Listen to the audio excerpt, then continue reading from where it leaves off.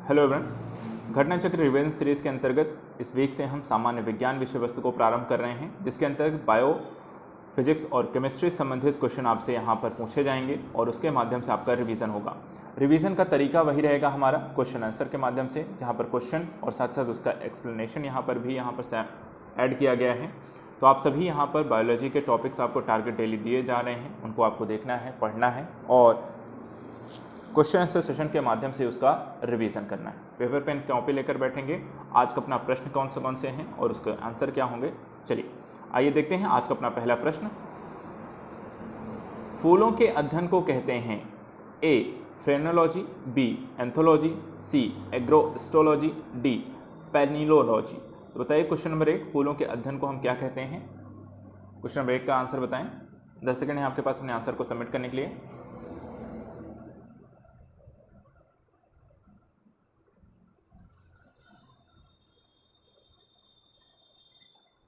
चलिए आइए देखते हैं क्वेश्चन नंबर 1 का आंसर यहाँ पर क्या होगा।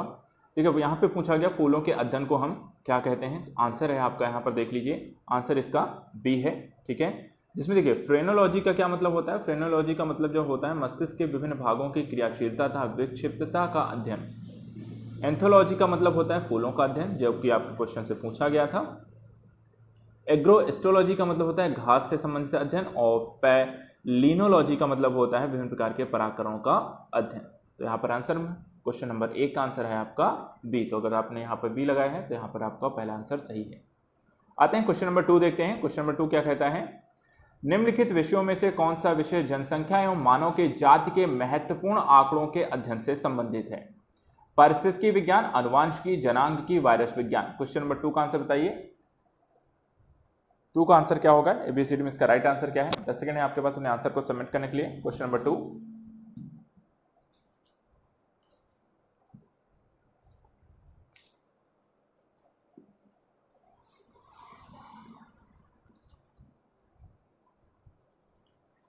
चलिए आंसर यहाँ पे चेक करते हैं। क्वेश्चन नंबर 2 का आंसर क्या है, तो सभी लोग आंसर मिलान कर लीजिए। यहाँ पे आंसर है आपका सी। पारिस्थितिकी विज्ञान देखिए क्या है, सजीवों और उनके चारों ओर के पर्यावरण के अध्ययन को हम कहते हैं। अनुवांशिकी में हम यहाँ पर जीवों के अनुवांशिक लक्षणों और वंशागति का अध्ययन करते हैं। जनसांख्यिकी के अंतर्गत हम मानव जनसंख्या और मानव जाति के महत्वपूर्ण आंकड़ों का वर्णन करते हैं। और वायरस विज्ञान के अंतर्गत हम यहाँ पर विषाणुओं का अध्ययन करते हैं। तो आंसर देखिए, यहाँ पे जनांकी जनसंख्या के बारे में पूछा गया था। क्वेश्चन नंबर 2 का राइट आंसर है आपका सी। सभी लोग मिलान कर लेंगे। क्वेश्चन नंबर 3 देखते हैं। सूची 1 और सूची 2 को साथ में सुमेलित कीजिए और सूचियों के नीचे दिए गए कोड का प्रयोग कर सही उत्तर को चुनिए। उत्परिवर्तन का सिद्धांत बीडल और टैटम, विकास का सिद्धांत जैकब और मोनॉड, एक जीन का एंजाइम की परिकल्पना डार्विन, ओपेरॉन अवधारणा डी व्रीज। कूट क्या कहता है एबीसीडी में, ए है 3 4 1 2, बी है 4 3 1 2, सी है 4 3 2 1 और डी है 3 4 2 1। तो क्वेश्चन नंबर 3 का आंसर बताइए। एबीसीडी में इसका राइट आंसर क्या है। 10 सेकंड है आपके पास अपने आंसर को सबमिट करने के लिए। क्वेश्चन नंबर 3,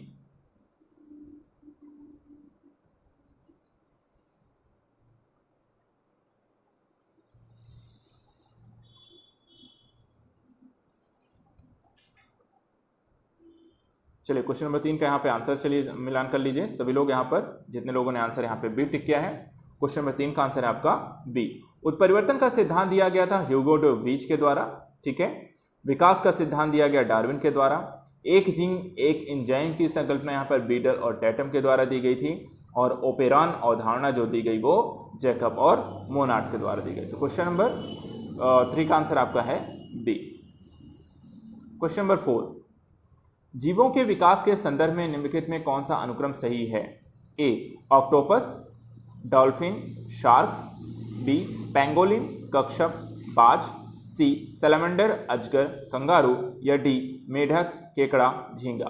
तो जीवों के विकास के संदर्भ में कौन सा अनुक्रम सही है। क्वेश्चन नंबर 4 का आंसर बताइए। एबीसीडी में इसका राइट आंसर क्या है। 10 सेकंड है आपके पास। क्वेश्चन नंबर 4 का राइट आंसर बताएं।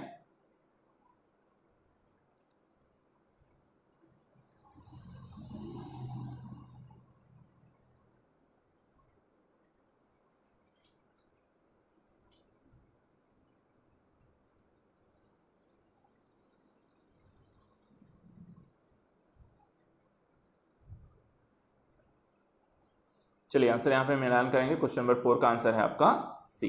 ठीक है, आंसर क्या है? सी। इसमें दिए गए विकल्पों में सैलमेंडर का विकास काल सबसे पहले हुआ है 360 मिलियन पुरुष, कंगारू का उसके बाद 145 मिलियन पुरुष। आंसर है आपका सी। क्वेश्चन नंबर 5, कथन ए, अमीबा विभंजन द्वारा जनन करता है, कारण यह सभी एक कोश की जीव अलैंगिक विधियों से जनन करते हैं। कूट। ए और आर दोनों सही हैं, आर ए का सही स्पष्टीकरण है। बी, ए आर दोनों सही हैं, आर ए का सही स्पष्टीकरण नहीं है। सी, ए सही है परंतु आर गलत है। डी, ए गलत है परंतु आर सही है। तो क्वेश्चन नंबर 5 का आंसर बताइए, एबीसीडी में इसका राइट आंसर क्या है? 10 सेकंड है आपके पास अपने आंसर को सबमिट करने के लिए, तो फटाफट सभी लोग आंसर सबमिट करें। क्वेश्चन नंबर 5 का आंसर बताइए।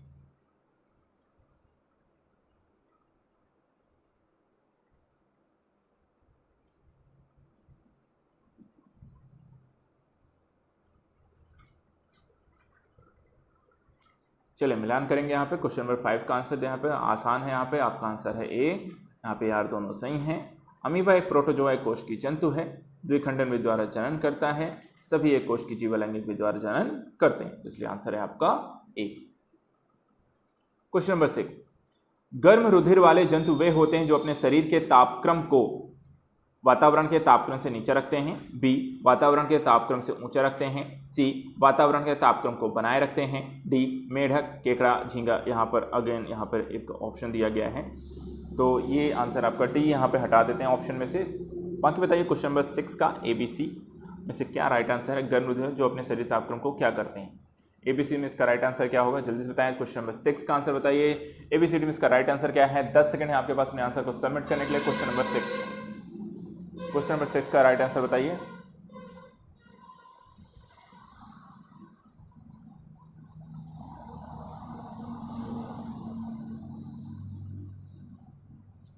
चलिए आंसर टिक करेंगे। क्वेश्चन नंबर 6 का आंसर यहाँ पे मिलान करेंगे। क्वेश्चन नंबर 6 का आंसर है आपका सी है। क्या है आंसर? सी है। देखिए समतापी जो होते हैं, ठीक है, होमोथर्मल और गर्म रुधिर वाले वार्म ब्लडेड वे जंतु हैं जिनके शरीर का तापमान वातावरण के तापमान से प्रभावित ना होकर सदैव एक जैसा रहता है, कोई चेंजेस नहीं होंगे आपके, चाहे मौसम में सर्दी गर्मी ठंडी जो भी होता रहे। और इसके अंतर्गत देखिए कौन आता है? पक्षी आते हैं और स्तनधारी आते हैं। और असमतापी का क्या मतलब होता है? जैसे इसके अंतर्गत देखिए जहाँ पर आपका मत्स्य है, उभयचर, सरीसृप इत्यादि जंतु हैं जिनमें शरीर का ताप वातावरण के ताप के अनुसार घटता बढ़ता रहता है। तो आंसर है, उत्तर है आपका सी है। 6 का आंसर है आपका सी। क्वेश्चन नंबर 7, जब चींटियां काटती हैं तो वे अंतःक्षेपित करती हैं। ए, ग्लेशियल एसिटिक अम्ल। B, methanol. सी, फॉर्मिक अम्ल। डी, स्टेरिक अम्ल। क्वेश्चन नंबर 7 का आंसर बताइए। चींटियां काटते हैं तो किस अम्ल को यहाँ पर आपकी बॉडी में इंजेक्ट करती हैं? क्वेश्चन नंबर 7 का आंसर बताइए। एबीसीडी में इसका राइट आंसर क्या है? सभी को पता होगा, I think so. Question number 7 का आंसर बताइए। एबीसीडी में इसका राइट आंसर क्या है? Question number 7।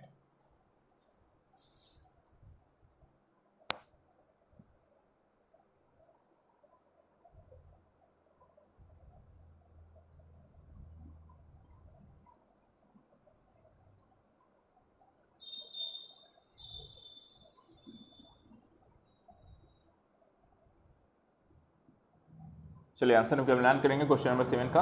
देखिए आंसर है सी, सभी जैसे आंसर था सी का सही होगा, क्योंकि चींटियां क्या करती हैं? आपकी बॉडी में फॉर्मिक अम्ल को अंतःक्षेपित करती हैं। और जब ये बॉडी में ये एसिड आपको जाता है, जब चींटियां काटती हैं तो शरीर में जो होता है आपको दर्द और चुनचुनाहट का एहसास होता है।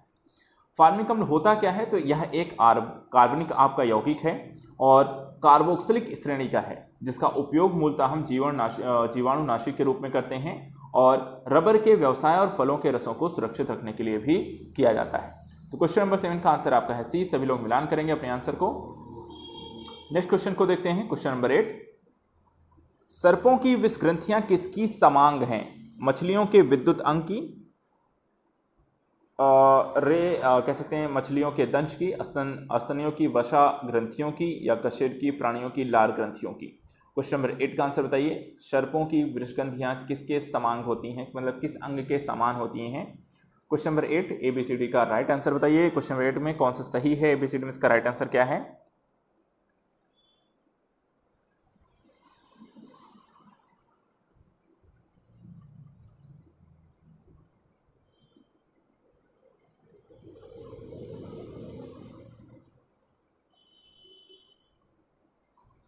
चलिए मिलान करेंगे। क्वेश्चन नंबर 8 का आंसर है आपका डी। ठीक है, जो लार ग्रंथियां होती हैं, सर्पों की जो विष ग्रंथि होती है वो कशेरुकी प्राणियों की लार ग्रंथियों के समान होती है। सांप का विष वास्तव में उसकी लार का ही एक परिष्कृत रूप है। तो 8 का आंसर है आपका डी। क्वेश्चन नंबर 9, लहसुन की अभिलाक्षणिक गंध का कारण क्या होता है? क्लोरो यौगिक, सल्फर, फ्लोरीन, एसिटिक अम्ल। तो बताइए क्वेश्चन नंबर 9, लहसुन की अभिलाक्षणिक गंध का क्या कारण है? एबीसीडी में इसका राइट आंसर क्या है? क्वेश्चन नंबर 9,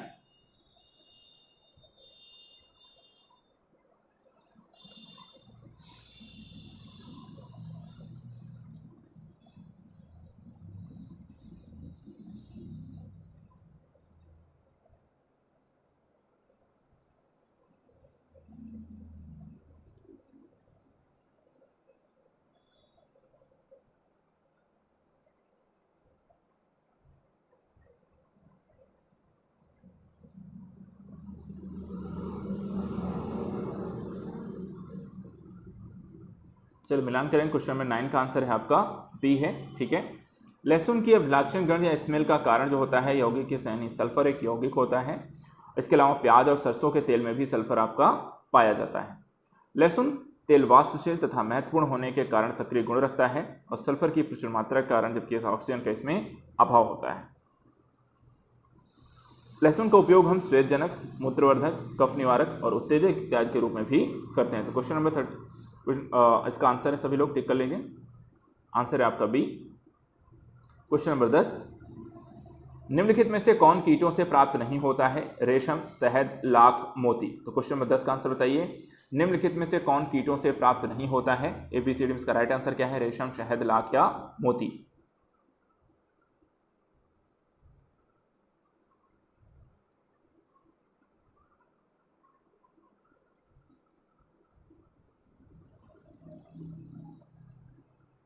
चलिए आंसर टिक करेंगे। क्वेश्चन नंबर 10 का आंसर है आपका डी है। सभी लोग मिलान करिए, आंसर है आपका डी। सभी लोग मिलान कर लीजिए। रेशम के कीट से रेशम की यहाँ पे प्राप्ति होती है। रेशम की कीट शहतूत के पत्तों पर पनपता है। लाख और कैरिया लैक्का नामक कीट के द्वारा प्रयुक्त होता है। मधुमक्खियां सामाजिक कीट हैं जो फूलों से मकरंद इकट्ठा कर शहद का निर्माण करती हैं। और मोती वस्तुतः मोलस्का संघ के जीव पिंक टैडा या पर्ल ऑयस्टर के द्वारा आपका प्राप्त किया जाता है। तो सभी के बारे में हमने एक एक करके जानकारी देख ली। यहाँ पे जो क्वेश्चन था उसके अकॉर्डिंग आपका आंसर है क्वेश्चन नंबर 10 का आंसर है डी। सभी लोग यहाँ पर टिक करेंगे। क्वेश्चन नंबर 11, कथन कुछ जीवाणु अपना भोजन संश्लेषित कर सकते हैं, कारण इन जीवाणुओं में हरा पदार्थ जो हरित लवण कहलाता है पाया जाता है। कूट क्या कहता है? ए आर दोनों सही हैं और आर ए का सही स्पष्टीकरण है। बी कहता है ए आर दोनों सही हैं परंतु आर ए का सही स्पष्टीकरण नहीं है। सी है ए सही है परंतु आर गलत है। और डी है ए गलत है परंतु आर सही है। तो क्वेश्चन नंबर 11 का आंसर बताइए। एबीसीडी में इसका राइट आंसर क्या है?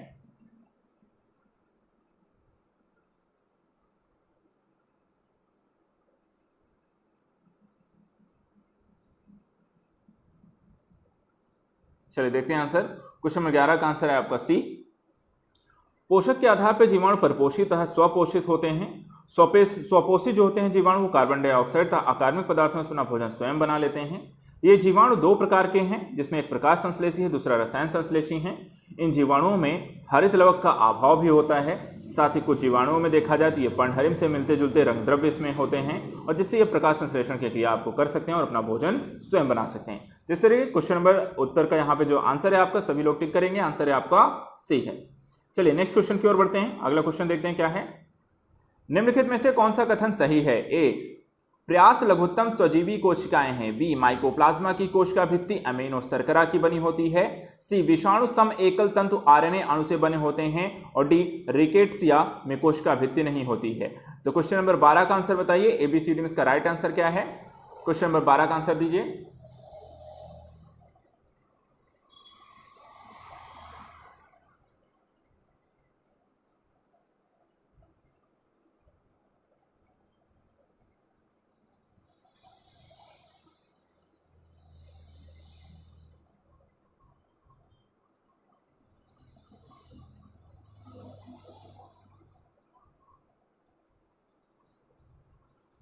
चलिए 12 का यहाँ पर चलिए आंसर देखते हैं। क्वेश्चन नंबर 12 का आंसर है आपका सी। सभी लोग मिलान करेंगे। आंसर है आपका सी। क्यों सी है? तो आइए देखते हैं एक्सप्लेनेशन यहाँ पर देख लेते हैं क्वेश्चन नंबर 12 का। देखिए पादप विषाणु अविकल्पी परजीवी होते हैं जो सिर्फ पोषी और कोशिकाओं के अंदर ही वृद्धि एवं प्रजनन करते हैं। इसमें केवल एक प्रकार का न्यूक्लियोलम जिसे हम डीएनए या आरएनए कहते हैं पाया जाता है, जो कि द्विविलयक यानी डबल स्टैंडर्ड्स हैं, यह वलय एक वलयक यानी सिंगल स्टैंडर्ड्स होते हैं। न्यूक्लियोलम का एक प्रोटीन आवरण द्वारा घिरा होता है, तो यहां पर आपका आंसर है सी। क्वेश्चन नंबर 13, प्रोटीन संश्लेषण में निम्न कोशिकांगों में से किसकी भूमिका सबसे अधिक महत्वपूर्ण है? लाइसोसोम, सेंट्रोसोम, बी अंतः प्रद्रव्य जलिका और राइबोसोम, सी गोल्जी का उपकरण और माइटोकॉन्ड्रिया, और डी लाइसोसोम और माइटोकॉन्ड्रिया। तो क्वेश्चन नंबर 13 का आंसर बताइए, एबीसीडी में इसका राइट आंसर क्या है? क्वेश्चन नंबर 13,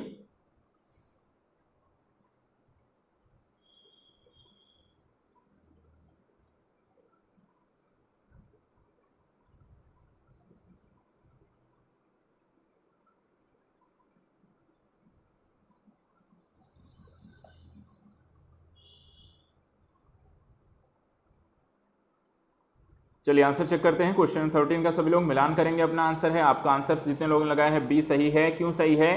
क्योंकि कोशिका में जो प्रोटीन संश्लेषण है वो अंतःप्रद्रव्य जलिका और राइबोसोम इसमें महत्वपूर्ण भूमिका निभाता है। अंतःप्रद्रव्य जलिका की बात करें तो यहाँ पर देखिए ये राइबोसोम से लगे होते हैं, और राइबोसोम जो होते हैं प्रोटीन संश्लेषण के निर्माण के स्थल माने जाते हैं, तो आंसर है आपका बी। क्वेश्चन नंबर 14 को देखते हैं।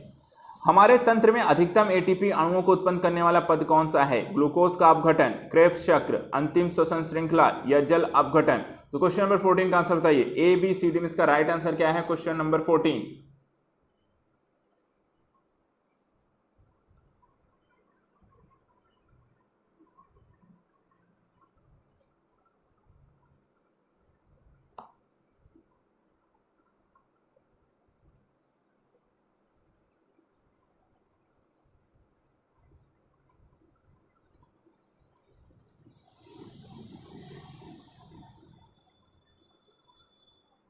चलिए आंसर चेक करते हैं। क्वेश्चन नंबर 14 का आंसर है आपका बी है।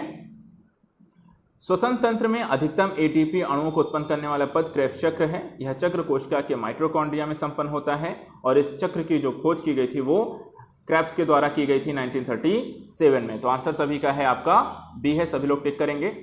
नेक्स्ट देखते हैं क्वेश्चन नंबर 15 देखते हैं। पादप कोशिका जंतु कोशिका से किस प्रकार भिन्न होती है? ए माइटोकॉन्ड्रिया, बी कोशिका भित्ति, सी जीव द्रव्य की उपस्थिति, डी कोशिका केंद्रक। तो क्वेश्चन नंबर 15 का आंसर बताइए, एबीसीडी में राइट आंसर क्या है? क्वेश्चन नंबर 15,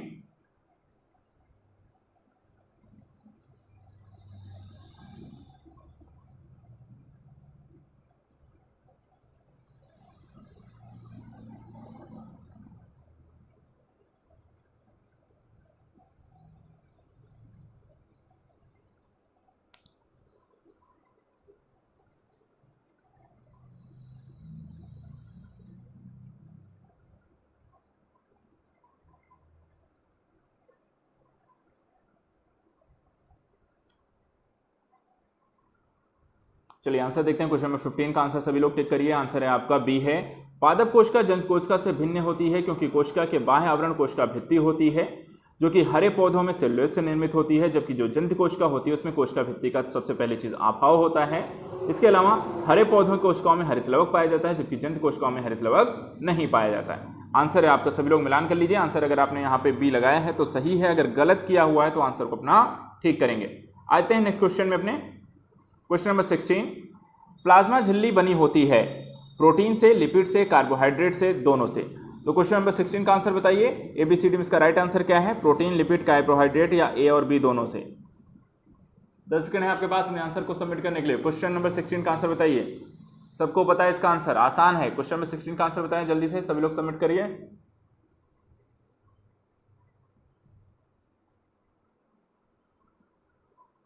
चलिए क्वेश्चन नंबर 16 का आंसर देखते हैं। 16 का देखिए आंसर है आपका बी है। बी है, क्यों है? तो देखिए यहाँ पे सबसे पहले तो बी आप मिलान कर लीजिए। अब यहाँ पर इसका एक्सप्लेनेशन देखिए। प्लाज्मा झिल्ली या कोशिका झिल्ली जो होती है एक अर्धपारगम्य सजीव झिल्ली है, ठीक है, जो कि सजीव कोशिका के जीव द्रव्य को आपको घेर के रखती है। रॉबर्टसन के द्वारा यह अवधारणा प्रस्तुत की गई कि कोशिका झिल्ली की बाहरी और भीतरी परतें प्रोटीन तथा मध्य वाली जो परत होती है वो लिपिड की बनी होती है। वर्तमान में कोशिका झिल्ली की जो संरचना है से संबंधित सिंगर और निकोलसन के द्वारा प्रस्तुत अवधारणा जो है सर्वाधिक मान्य है, और उन्होंने कहा कि कोशिका झिल्ली में जो होता है फॉस्फोलिपिड की 2 परतें हैं जिनके बीच में कुछ प्रोटीन आपको होती है। तो आंसर सभी का यहां पर मिलान करेंगे, आंसर है आपका बी है। क्वेश्चन नंबर 17, जीवों में आनुवंशिक लक्षण संतान में ले जाए जाते हैं, राइबोसोम, क्रोमोसोम, प्लाज्मा, लाइसोसोम। तो बताइए जीवों में जो आनुवंशिक लक्षण एक पीढ़ी से दूसरी पीढ़ी में आपको स्थानांतरित होते हैं वो किसके कारण होते हैं? जल्दी से बताएं, सभी को बहुत आसान सा प्रश्न है। क्वेश्चन नंबर 17 का आंसर बताइए। 17 का कौन सा राइट आंसर है? एबीसीडी में इसका राइट आंसर क्या है? चलिए 10 सेकंड है आपके पास अपने आंसर को सबमिट करने के लिए, जल्दी से बताएं क्वेश्चन नंबर 17 का राइट आंसर क्या है?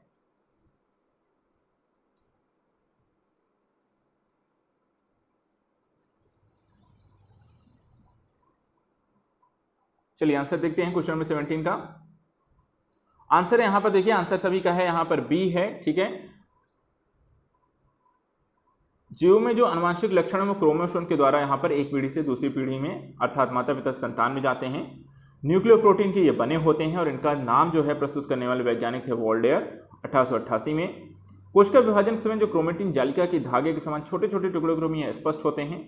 क्रोमेटिन जो पदार्थ होता है वो उन छोटे टुकड़ों को हम गुणसूत्र कहते हैं। इन्हीं गुणसूत्रों पर जीन्स पाए जाते हैं, जो अधिकतर यहाँ पर जीन्स होते हैं डीएनए के भाग हैं, परंतु कुछ विषाणुओं में ये आरएनए के भी भाग होते हैं जिन्हें हम रियोवायरस कहते हैं। चलिए अगला क्वेश्चन देखते हैं। क्वेश्चन नंबर 18, प्लवमान जीन के सिद्धांत का प्रतिपादन किसने किया था? Gregor Johann Mendel, Thomas Hunt Morgan, Barbara McClintock या वॉटसन और क्रेग? तो क्वेश्चन नंबर 18 का आंसर बताइए। प्लवमान जीन के सिद्धांत का प्रतिपादन किसने किया? क्वेश्चन नंबर 18 का राइट आंसर क्या है? जल्दी से बताइए।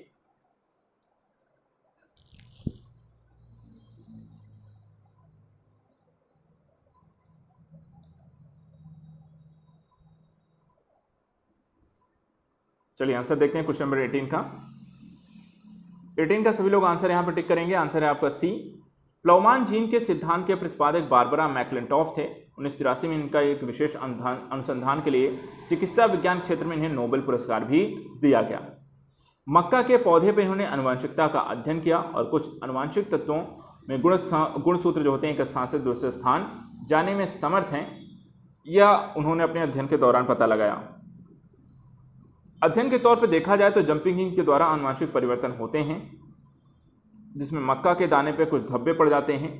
नए प्रयोगों के आधार पर यह भी निष्कर्ष निकाला गया कि सभी कोशिकाओं में डीएनए के खंड होते हैं जिन्हें ट्रांसपोजेबल तथा या फिर ट्रांसपोजोन हम कहते हैं, जिनका विकास की प्रक्रिया में एक महत्वपूर्ण स्थान होता है। तो आंसर सभी लोग टिक करिए। आंसर है आपका सी। नेक्स्ट आते हैं क्वेश्चन नंबर 19 को देखते हैं।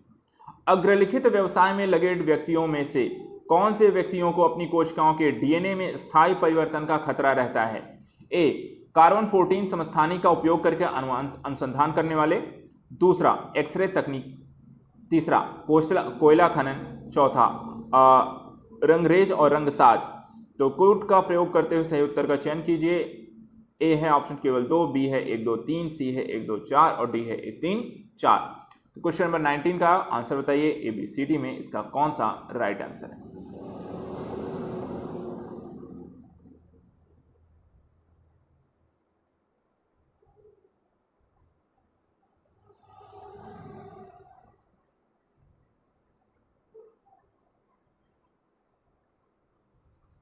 चलिए आंसर चेक करते हैं क्वेश्चन नंबर 19 का। देखिए आपको क्वेश्चन नंबर 19 का आंसर तो यहाँ पे होगा आपका ए, यहाँ पे है और ये बेसिकली यहाँ पे आपका आंसर जो होगा बी होगा, क्योंकि यहाँ पे आंसर जो दिया हुआ है एक्सरे तकनीकी जो है, तो यहाँ पर आपका ए आंसर दिया हुआ केवल, तो इसका राइट आंसर है, ठीक है।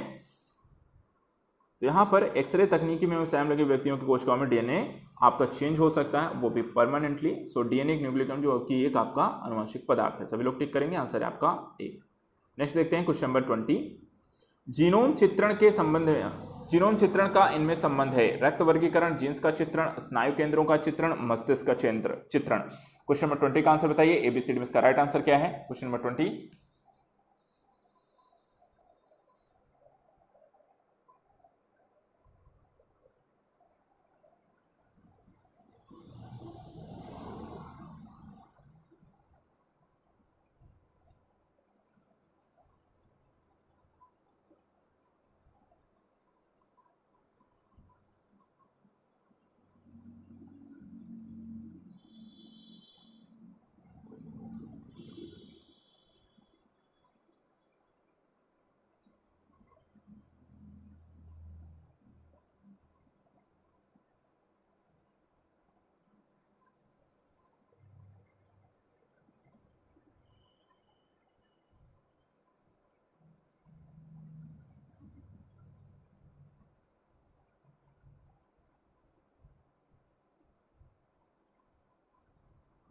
चलिए आंसर चेक करते हैं। क्वेश्चन नंबर 20 का राइट आंसर है यहाँ पर आपका बी है। जीनोम चित्रण का संबंध जीन के चित्रण से होता है जो किसी भी जीव के डीएनए में विद्यमान समस्त जीनों का एक अनुक्रमण जीनोम कहलाता है। जीनोम के गुणसूत्रों का संरचनात्मक एवं प्रकार्यात्मक संगठन जीनोम चित्रण आपका कहलाएगा। तो क्वेश्चन नंबर 20 का आंसर है आपका बी। क्वेश्चन नंबर 21, निम्नलिखित में से किस या किन उपयोग जैव उर्वरता के रूप में हम कर सकते हैं? एजोला, नीलहरित शैवाल, अल्फा अल्फा। नीचे दिए कूट में से सही उत्तर का चयन कीजिए। केवल 2, 1 और 2, 1 और 3 या 1 2 3। तो क्वेश्चन नंबर 21 का राइट आंसर क्या है? एबीसीडी में इसका राइट आंसर बताइए। क्वेश्चन नंबर 21 का राइट आंसर क्या है? 10 सेकंड आपके पास अपने आंसर को सबमिट करने के लिए। क्वेश्चन नंबर 21,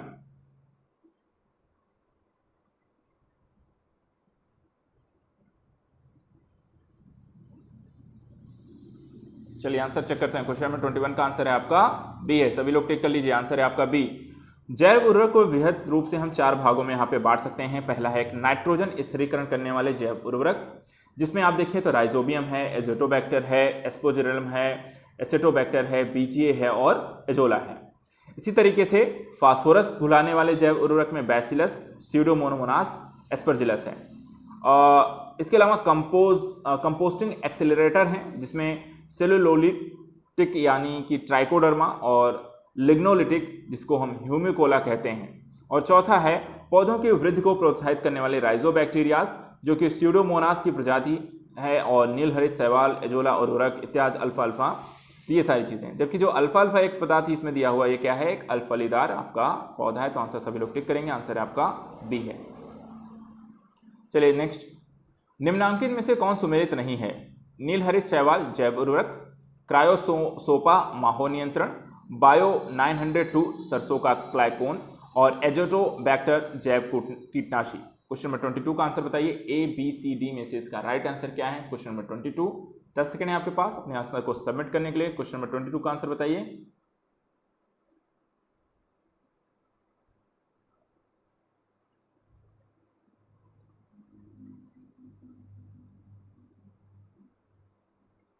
चलिए आंसर चेक करते हैं। क्वेश्चन नंबर 22 का सभी लोग मिलान कर लेंगे। अगर आपने आंसर डी टिक किया है तो ये आंसर आपका सही है। क्यों सही है? देखिए एजोटोबैक्टर एक जीवाणु है, जिसका इसका सबसे जो महत्वपूर्ण आपका अगर कार्य देखा जाए तो नाइट्रोजन की उपलब्धता को सुनिश्चित करना है। साथ ही मृदा में ये स्वतंत्र रूप से रहकर असहजीवी नाइट्रोजन यौगिकीकरण का भी कार्य करता है। इसका उपयोग पौधे अपनी वृद्धि और विकास के लिए करते हैं। साथ ही एजोटोबैक्टर जो जीवाणु है स्वतंत्र रूप से रहकर नाइट्रोजन यौगिकीकरण वाले जीवाणु हैं। तो आंसर है आपका डी। क्वेश्चन नंबर 23, सोयाबीन में नत्रजन स्थिरीकरण यानी कि नाइट्रोजन फिक्सेशन के लिए जिम्मेदार बैक्टीरिया है? Rhizobium leguminosarum, Rhizobium japonicum, Rhizobium phaseoli, Rhizobium trifolii. तो क्वेश्चन नंबर 23 का आंसर बताइए। ए बी सी डी में इसका राइट आंसर क्या है? नाइट्रोजन स्थिरीकरण करने वाले बैक्टीरिया कौन सा है? 10 सेकंड है आपके पास अपने आंसर को सबमिट करने के लिए। क्वेश्चन नंबर 23,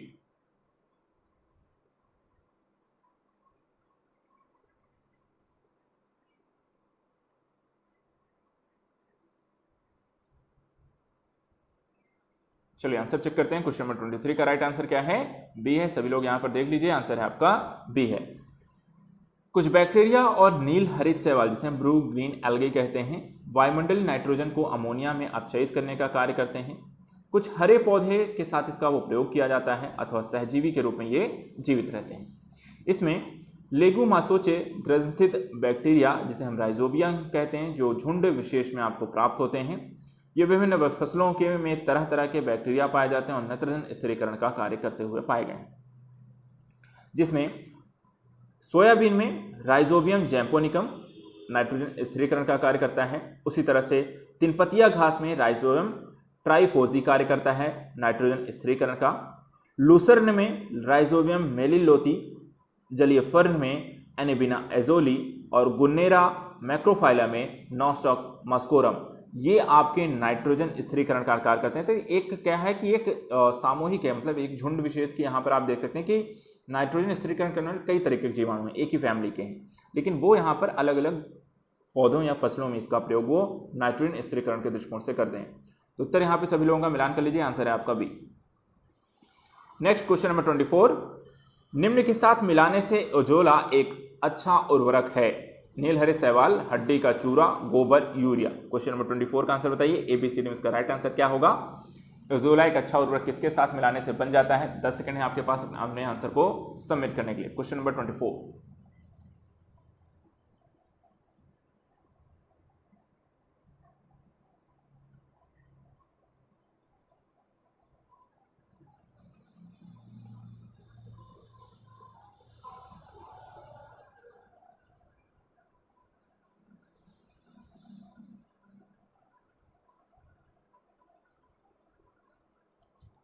चलिए आंसर यहाँ पे देखते हैं। क्वेश्चन नंबर 24 का आंसर है आपका ए है, ठीक है, सभी लोग मिलान करेंगे, आंसर है ए। नीलहरित शैवाल यानी कि साइनोबैक्टीरिया एजोला का सहचारी है, और अगर हम इन दोनों को मिला देते हैं तो ये एक अच्छे उर्वरक के रूप में कार्य करते हैं। ब्लू ग्रीन एल्गी एक अति सूक्ष्म प्रोकैरियोटिक शैवाल होते हैं, जबकि एजोला एक जलीय फर्न होता है। पत्तियों की पृष्ठीय सतह पर पाए जाने वाली गुहिकाओं में रहने वाले जीवाणु एनाबीना एजोली की मदद से नाइट्रोजन का स्थिरीकरण कर उपज की क्षमता में वृद्धि करते हैं। तो आंसर सभी लोग मिलान करेंगे, आंसर है ए। Question number 25। निम्नलिखित में से कौन सा कथन कंपोस्ट के संदर्भ में सही नहीं है? ए, इसमें जैव निम्नीकरण के कचरे का अपघटन गड्ढे में होता है। बी, इसमें कार्बनिक पदार्थ पोषक तत्व अधिक मात्रा में होते हैं।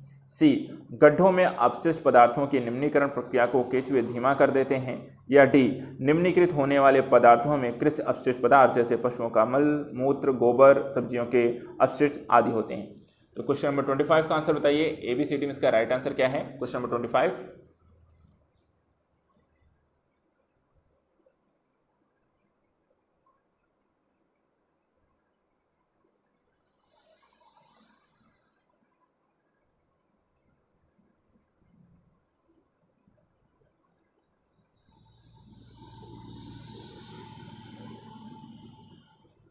चलिए आंसर चेक करते हैं। क्वेश्चन नंबर 25 का आंसर सभी लोग मिलान करेंगे, आंसर है आपका सी है। कंपोस्ट निर्माण के समय गड्ढों में अपशिष्ट पदार्थों की निम्नीकरण प्रक्रिया को केंचुए और अन्य जीव जैसे कवक, जीवाणु आदि तेज करने में सहायक होते हैं। आंसर है आपका सी।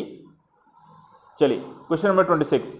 2,4-D क्या है? एक कीटनाशक, विस्फोटक, कवकनाशी या खरपतवारनाशी? तो बताइए यहाँ पे 2,4-D क्या है? क्वेश्चन नंबर 26 का आंसर बताइए। 2,4-D क्या है?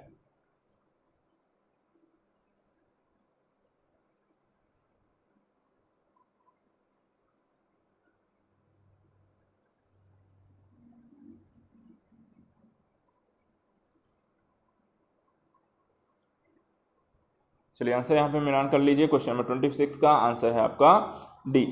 2,4-D यहाँ पर देखिए, 2,4-D यानी कि डाइक्लोरोफोनॉक्सी एसिटिक एसिड है यहाँ पर, और ऑक्सिन में एक पादप हार्मोन के तौर पर यह कार्य करता है। इसका उपयोग खरपतवार नाशी के रूप में फसलों के लिए किया जाता है। धातव्य है कि खरपतवार खेतों में फसलों के साथ अनावश्यक रूप से उगकर जल, प्रकाश, खनिज, लवण इत्यादि फसलों से प्रतियोगिता करने लगते हैं, जिसके परिणामस्वरूप फसलों की अच्छी वृद्धि नहीं हो पाती। तो आंसर है आपका डी। Question number 27। मेंडल ने अपने चिर प्रतिष्ठित वंशागति नियमों को प्रतिपादित करने में जिस जीवधारी का उपयोग किया था वह है ड्रोसोफिला, स्नैपड्रैगन, गार्डन पी या स्वीट पी? तो जल्दी से बताइए। क्वेश्चन नंबर 27 का राइट आंसर क्या है? ए, बी, सी, डी में इसका राइट आंसर बताइए। बहुत बार इसे पढ़ा होगा, स्कूल में भी यहाँ पर आपने इसके बारे में पढ़ा होगा, बुक्स किताब में भी। चलिए देखते हैं कितने लोगों को अभी तक याद है या रिवीजन कर रखा है। क्वेश्चन नंबर 27 का राइट आंसर बताइए।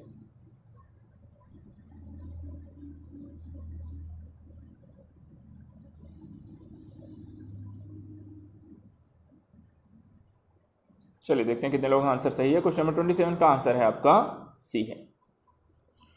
तो ग्रेगन जॉन मेंडल आनुवंशिक का इन्हें हम पिता भी कहते हैं, और मटर के पौधे पर इन्होंने अपना प्रयोग किया था।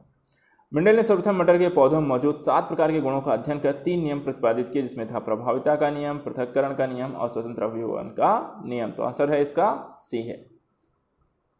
चलिए नेक्स्ट देखते हैं क्वेश्चन नंबर 28। निम्नलिखित में से कौन सा कथन प्राणियों में स्तंभ कोशिकाओं की प्रत्यारोपण के संदर्भ में सही है? ए, ये प्राणी में जीवन भर स्वयं गुणन करती हैं। बी, ये अंगों के क्षतिग्रस्त ऊतकों की मरम्मत करती हैं। सी, ये एक या अधिक प्रकार की विशिष्ट कोशिकाओं को बनाने की क्षमता रखता है। डी, यह केवल भ्रूण में पाई जाती हैं। क्वेश्चन नंबर 28 का आंसर बताइए। एबीसीडी में इसका राइट आंसर क्या है? Question number 28।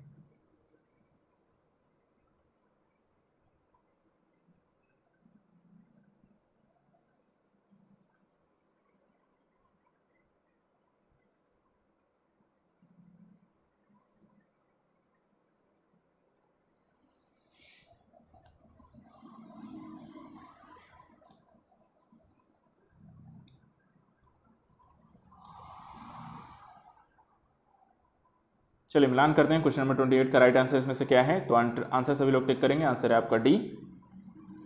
स्तंभ कोशिका एक विभाजनशील कोशिका होती है जो स्वतः प्रक्रिया करती है, विभाजित होकर विशिष्ट कोशिकाओं का निर्माण करती है और अंगों के क्षतिग्रस्तों की मरम्मत भी ये करती है। साथ ही स्तंभ कोशिकाएं शरीर के कई अंगों में पाई भी जाती हैं। तो आंसर है आपका, सभी लोग टिक करेंगे। आंसर है आपका डी। क्वेश्चन नंबर 29, प्रक्रमिक कोशिका मृत्यु प्रोग्राम्ड सेल डेथ के कोशिकीय और आणविक नियंत्रण को कहते हैं एपोप्टोसिस, काल प्रभावन, अपराशन या उतक्षय। तो क्वेश्चन नंबर 29 का आंसर बताइए। एबीसीडी में इसका राइट आंसर क्या है?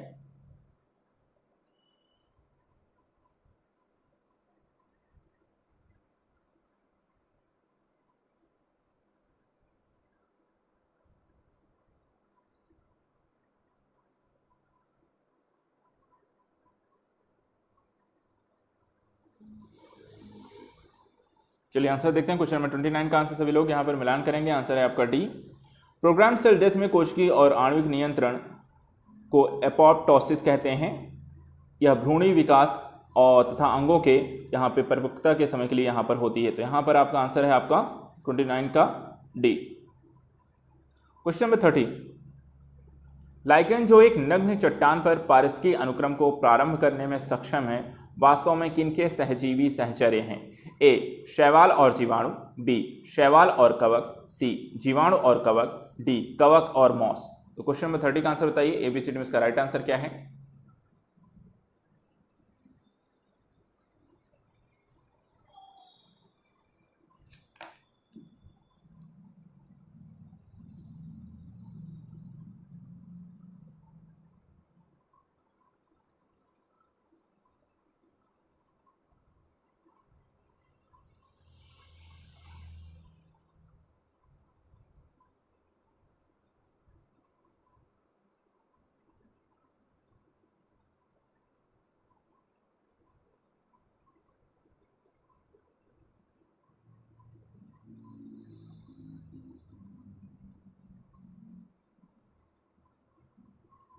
चलिए आंसर देखते हैं। क्वेश्चन नंबर 30 का आंसर है आपका बी है। सभी लोग यहां पर मिलान कर लीजिए। लाइकेन निम्न श्रेणी की एक ऐसी छोटी वनस्पतियों का समूह है जो विभिन्न प्रकार के आधारों पर उगे पाए जाते हैं। इन आधारों पर वृक्षों की पत्तियां, छाल, प्राचीन दीवारें, भूतल, चट्टान, शिलाएं मुख्य हैं। वास्तव में लाइकेन जो होते हैं दो पूर्णतया भिन्न वनस्पतियों से बना एक द्वैध पादप है और इन वनस्पतियों में एक शैवाल और दूसरा कवक होता है। किंतु इन दोनों में इतना निकटतम सहचर्य है कि इनमें बना लाइकेन एक ही पौधा प्रतीत होता है और इस सहचर्य में अधिकांश का कवक होते हैं। शैवाल वाले अंग ऊपर थैले की भांति आवरण होता है जो थैलस के आकार की उत्तरदायी होते हैं और दोनों वनस्पतियों की मिश्रित वृद्धि होती है और लाइकेन कई कुल प्रजातियों में विभक्त हो जाते हैं। तो आंसर है आपका बी।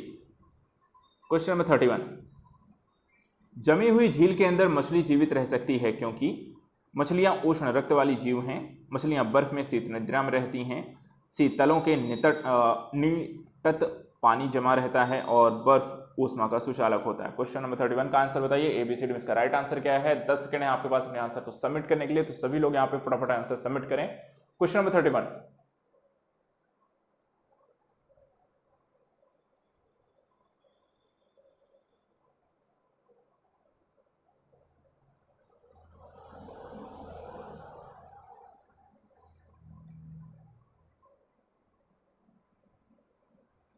चलिए आंसर टिक करेंगे। क्वेश्चन नंबर 31 का राइट आंसर इसमें से आंसर आप सभी का सी है। ठीक है, आंसर क्या है? सी है।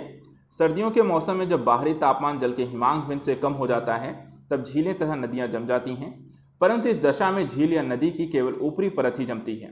ऊपरी परत के नीचे जल अपने परत तल में विद्यमान रहता है और मछलियां और अन्य जलीय प्राणी इसमें आराम से जीवित रहती हैं। तो क्वेश्चन नंबर आंसर है सी। क्वेश्चन नंबर 32, पौधों द्वारा ली गई विकिरण ऊर्जा निम्न परिणाम देती है: जल का प्रकाश अपघटन, क्लोरोफिल तथा ऑक्सीकरण, ऑक्सीजन का अपचयन, कार्बन डाइऑक्साइड का ऑक्सीकरण। तो क्वेश्चन नंबर 30 का आंसर बताइए। एबीसीडी में इसका राइट आंसर क्या है?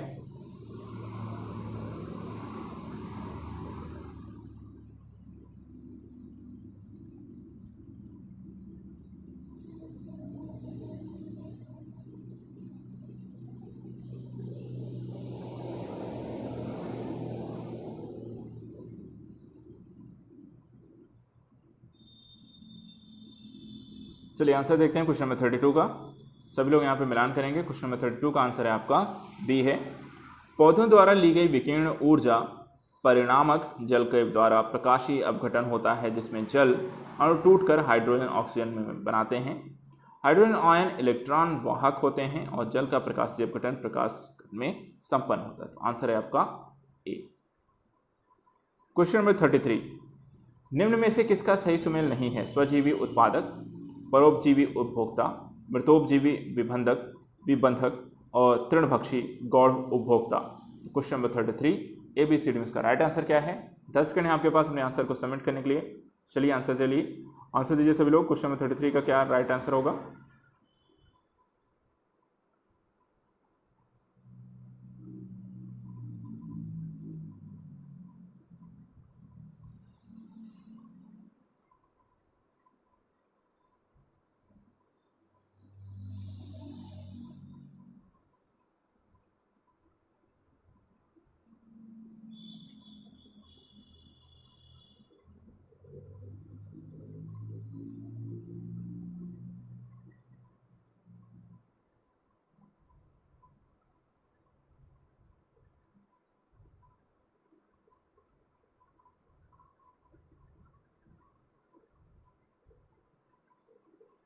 चलिए आंसर चेक करते हैं। क्वेश्चन नंबर 33 का आंसर यहाँ पे सभी लोग टिक करेंगे। क्वेश्चन नंबर 33 का आंसर है आपका डी है।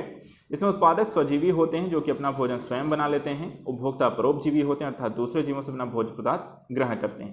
विबंधक मृतोपजीवी होते हैं जो कि अपना भोज्य पदार्थ मृत जीवों से ग्रहण करते हैं। और तृणभक्षी जो होते हैं वो गौड़ उपभोक्ता ना होकर प्राथमिक उपभोक्ता होते हैं जो कि शाकाहारी है। तो आंसर है आपका डी। चलिए आंसर देखते हैं क्वेश्चन नंबर 34। क्वेश्चन को देखते हैं। क्वेश्चन नंबर 34 क्या कहता है? एपीफाइट्स वे पौधे हैं जो अन्य पौधों पर निर्भर हैं भोजन के लिए, यांत्रिक अवलंब के लिए, छाया के लिए, जल के लिए। तो क्वेश्चन नंबर 34 का आंसर बताइए। एपीफाइट्स जो अन्य पौधों पर निर्भर हैं किस लिए? तो क्वेश्चन नंबर 34 ABCD इसका राइट आंसर क्या है? 10 सेकंड है आपके पास अपने आंसर को सबमिट करने के लिए। Question number 34।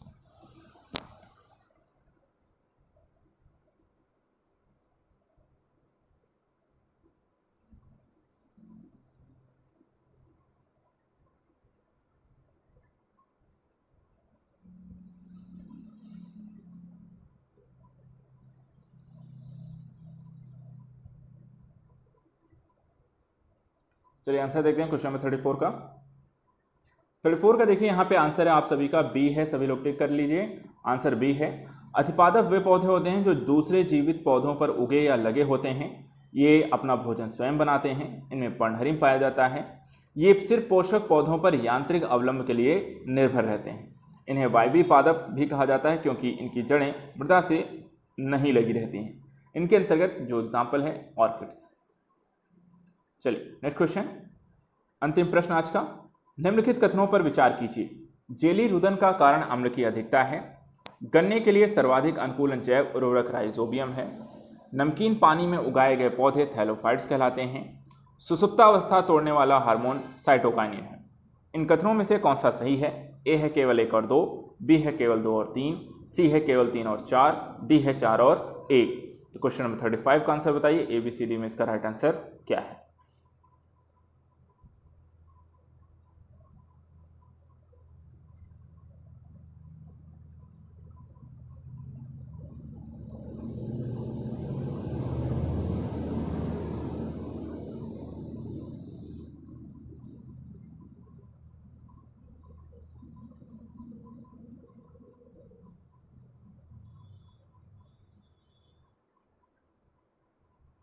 चलिए आंसर चेक करते हैं। क्वेश्चन 35 का राइट आंसर है यहाँ पर बी है। ठीक है, 35 का राइट आंसर आपका है डी है। जेली रुदन का कारण अम्ल की अधिकता है, इसलिए कथन आपका डी सही है। बीजों की सुसुप्ता वाला तोड़ने वाला हार्मोन जिब्रेलिन तथा साइटोकाइनिन है। कथन 4 भी सही है। गन्ने के लिए सर्वाधिक अनुकूल जैव उर्वरक एसिटोबैक्टर है अर्थात कथन 2 आपका सत्य है। और नमकीन पानी में उगने वाले पौधे हेलोफाइट्स हैं, कथन 3 भी असत्य है। तो आंसर सभी लोग टिक करेंगे, आंसर है आपका डी। तो आज के लिए हमने यहाँ पर अपने 35 प्रश्न समाप्त कर लिए हैं। अब आप लोग ये बताइए किसने कितने अटेम्प्ट किए हैं, कितने आपके राइट हुए हैं, कितने आपके रॉन्ग हैं और कितने आपने स्किप किए हैं, कैसा रहा आपका परफॉर्मेंस। साथ ही यहाँ पे देखिए समय कम है बच्चों, तो यहाँ पे डेली रिवीजन जरूर करते रहिए। 30 दिन का ऑलरेडी मैंने प्लान भी बना दिया था आप लोगों के लिए, और वो भी आप फॉलो करते रहेंगे। एक समय देखिए ज़्यादा नहीं है, तो अपनी तैयारी को बेहतर करें और लगातार यहाँ पर अपनी स्टडी को यहाँ पर रिवीजन करें। मोस्टली टाइम रिवीजन जरूर करिए जितना हो सके संभव, क्योंकि पढ़ाई जितना आप ज़्यादा रिवीजन करेंगे उतना ही फायदा आपको एग्जाम में होगा। तो आज के लिए इतना ही। नेक्स्ट वीडियो में यहाँ पर कुछ और प्रश्नों के साथ मिलेंगे, तो तब तक के लिए thank you so much and good luck.